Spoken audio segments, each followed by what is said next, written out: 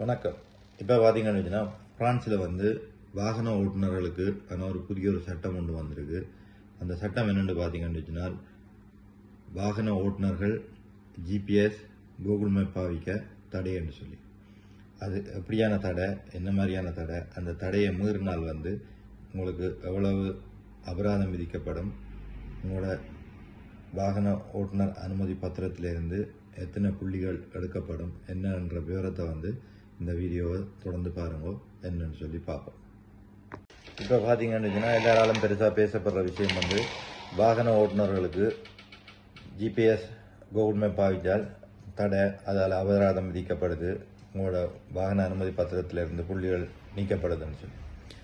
அது எந்த தூரத்துக்கு உண்மை, அது என்ன அந்த சட்டம்ன்றதை பார்க்குறேன்னு சொல்லிச்சுன்னா, இப்போ அமலாக்கப்பட்டிருக்க ஒரு சட்டம், நீங்கள் வாகனம் ஓடிக்கொண்டிருக்கும் போது உங்களோட ஜிபிஎஸ்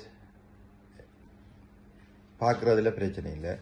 அதே நேரத்தில் ஜிபிஎஸை நீங்கள் ஏதாவது ஒரு மாற்றங்கள் செய்கிறதோ இல்லையென்று சொல்லி சொன்னால், நீங்கள் அதில் வாகனம் ஓடிக்கொண்டிருக்கும் போது நீங்கள் ஜிபிஎஸில் அட்ரஸ் அடித்தாலோ என்ன அதில் நீங்கள் கையை கொண்டு போய் அதில் நீங்கள் பாவிப்பீர்களாக இருந்தால் அது உங்களுக்கு முற்றுமுழுதாக தடை செய்யப்பட்டிருக்கு.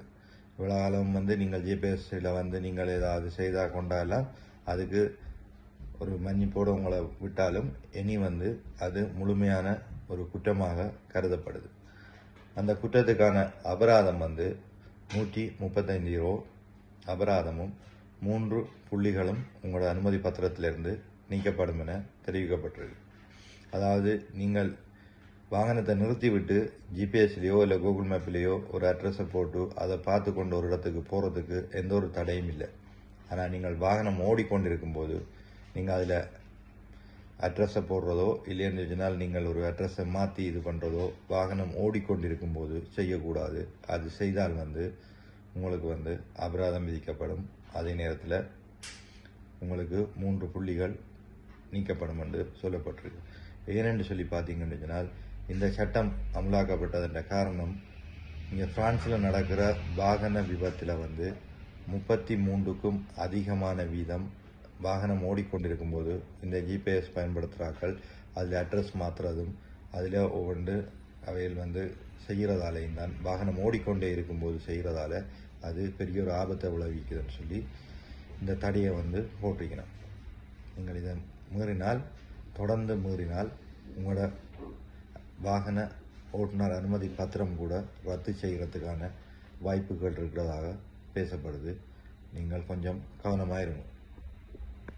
இந்த பதிவு உங்களுக்கு மிகவும் பயனுள்ளதாக இருக்குமென்று நம்புகிறேன்.